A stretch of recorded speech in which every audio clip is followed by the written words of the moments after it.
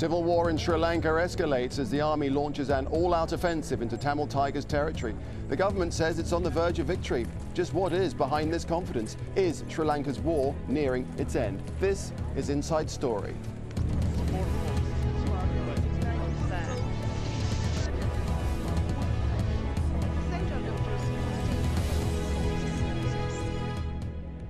Hello and welcome to the programme. I'm Nick Clark.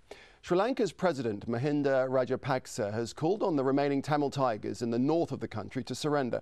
For more than 20 years, Sri Lanka has been engaged in a bitter civil war that's killed about 70,000 people. The Liberation Tigers of Tamil Eelam have been fighting for an independent Tamil homeland in the north and the east of the country. In the latest moves of a year-long offensive, government forces have been closing in on the Tigers' main stronghold of Kilinochchi. Al Jazeera's Tony Birtley has been given exclusive access to the Sri Lankan military at the front line of the offensive. The battle for Kilinochchi that some say is entering its final phase. Here, Sri Lankan soldiers on the move, an army full of determination, an army in high morale and full of confidence. These men, we were told, have been to within a few kilometres of the Tamil Tigers' de facto capital of Kilinochchi. They are part of the spearhead which is pushing the Tigers further and further back. On display, captured Tiger weapons and optimism from the Sri Lankan soldiers. So they don't have ability to give a big punch to us. So our troops, they are bravely fighting with the LTT. So actually we don't have any threat and we don't have any doubt. Very soon we can capture the Kilinochchi. A few weeks ago, this area was controlled by the Tigers, but now the houses and villages are deserted. No sign of life except for the military, the civilians long gone. This was part of the Tigers' main defences for their de facto capital. Called the Bund, it is a mound of earth 3 metres high, heavily fortified, that stretches for 20 kilometres. It took days to punch through. 7 to 10 days, yes. Heavy fighting? Yeah, heavy fighting. A lot of terrorists are there and they have put a lot of machine guns and boomy traps. We have to cross that all those difficulties and get through. It's action like this that demonstrates the determination of the Sri Lankan military, which in the last year has changed the fortunes of this conflict. Once it was thought only a political solution was possible, now the military think they have the answers. You know, people are saying this is the beginning of the end of LTTE, yeah. But still they're not finished yet, huh? Yes. They're still fighting strong. Yeah. I mean, where they should fight again. This is the last battle. That's why they are fighting so hard. I mean, there's nothing. They've been, back to the wall, no? There's no place for them to go. Yeah. The army showed us a Tiger training camp they had captured. The sound of shells were going over our heads.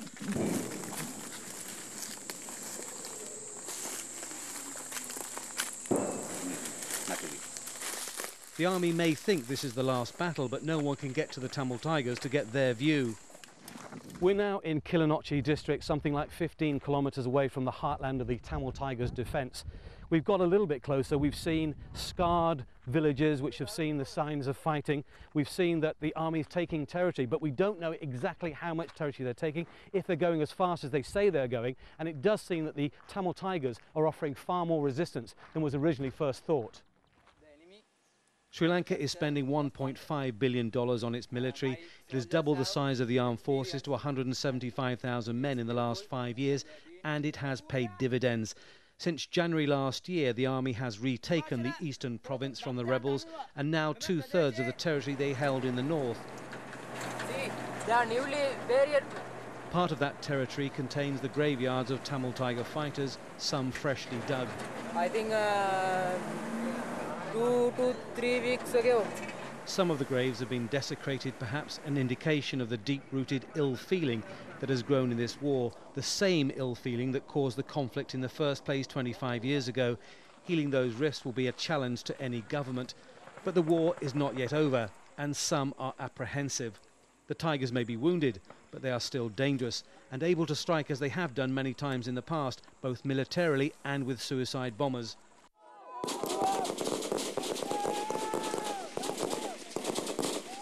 These soldiers undertake their final live-fire exercise on the edge of the battle zone before being sent to the front. Some in the army think the fighting could even be over before Christmas. But the rainy season is approaching, which will slow the advance. And if the Tigers retreat, Their last stand would be in the thick jungle around Mulativu, and that could prove a bloody and costly objective. Tony Bertley, Al Jazeera, near Kilinochchi, northern Sri Lanka. Well, to take on this ever-developing story, I'm joined by our guests in Colombo, Palitha Kahona, Sri Lanka's Foreign Secretary and Special Advisor to the President on the peace process. In London, Sinapu Maharasingam, Chairman of the Tamil Action Committee. Welcome, both of you gentlemen. Thanks for joining us here today. Dr. Kahona, if I could start with you, isn't the reality actually that this fight is far from over? The army may take Kilinochchi, maybe, but the battlefront will just defer back into jungle areas along the coast, and that's then likely to be a long and bloody business? It must be emphasized that the objective of the government is not to score a military victory in order to end this conflict. The military has been deployed in order to control the tigers, to bring the tigers to heel. They have dominated certain parts of the northern province for almost 25 years now and held those areas under an iron boot. The government's objective is to liberate these areas and to reintroduce normal governance, democracy and people's participation. At the end of the day, there will be a lot more work that will have to be done in order to bring the people back to the democratic fold. Okay, the government's stated objective has always been for this conflict to be over by the end of the year, hasn't it? We hope that it will be by the end of the year. It has lasted for far too long. This conflict should not last any longer. We have to return the country to normalcy and to a sustainable peace. Okay, well, let's move on to Sinapu Maharasingam. The Tigers' headquarters are about to be besieged. The supply lines are about to be cut. The conflict is coming to a distinct end, isn't it? I am very sorry to hear this from a foreign minister, Mr. Kahona. He knows exactly what is exactly happening on the side of the government. No attempt has been made to integrate or understand the philosophy of the Tamil people. We are a separate nation of people, but we are living together for so many thousands of years. And why, at this point of time, you want to kill and take over and say that this is all to the Sinhalese, not the Tamils? Now, this sort of warfare, this sort of talk, we don't understand. And the available Prabharan that the government's and the Tiger objective is movement not didn't to just grow suppress the now. Tamil people. There is no conflict with the Tamil people. The government wants to reintegrate the Tamil people who have been suppressed by the LTT up to now. The Tamil people are part of our people. They are part of our country. The government has not, up to now, no government has fought the Tamil people. In fact, 54% of the Tamil people of Sri Lanka live in the south, mostly in and around Colombo. And all nonsense, damn lies. They must feel a degree of confidence to be able to live amongst the Sinhalese in the south. Mr. Rasingham, please continue. No. Pardon? Please continue, Mr. Maharasingam. Yes, I think a lot of lies are being thrown about. You know, I witnessed 1958 anti-Tamil pogrom. 1958. Let us not, and I left to London on the past. To take the issue with the government. Dr. Kahona, if you could, gentlemen, if I could just stop you both there for a second. There's no point in both of you talking at the same time. Dr. Kahona, if you could let Mr. Maharasingam make his point, and then we'll come back to you. The history of these killings are not from the side of the Tamils. The history is all developed from the Sinhalese side. But we are not pointing a finger at the Sinhalese. Prabharan, he had become a popular leader of a resistance movement. This is how he started. Because there was so much of antagonism, hostility and killing of Tamils, and this, he grew up into a militant group. That's how it all started.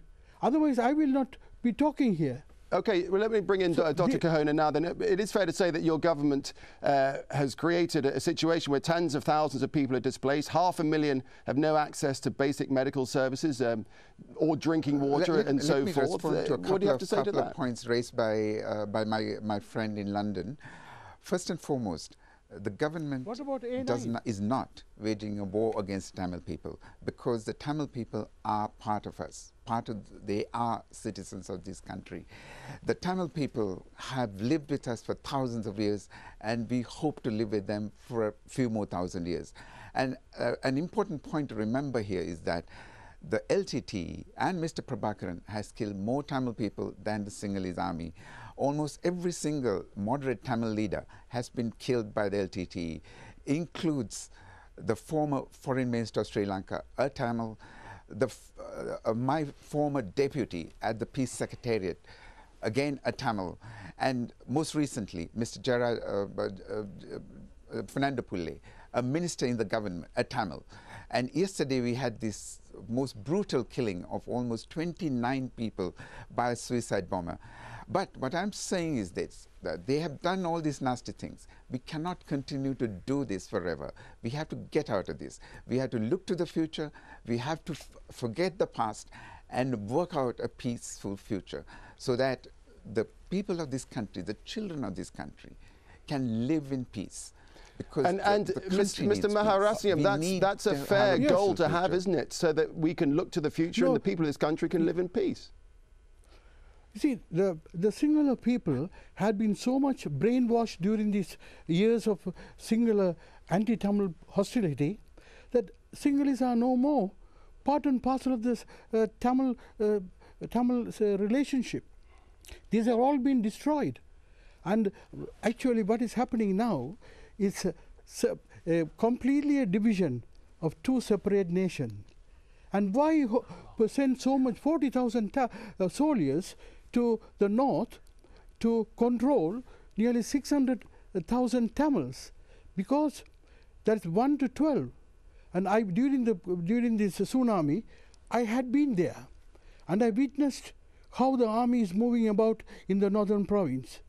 This is a very dangerous sign, and no reasonable Tamil will simply sit and watch all these killings and terrorism taking place by the army. Okay, Mr. Maharasiam, you're looking to the future now. Yeah. We just need to take a short break now. We'll discuss all these things further after this break and the new approach, especially by the Sri Lankan government in linking its civil war to the global war on terror. Stay with Inside Story.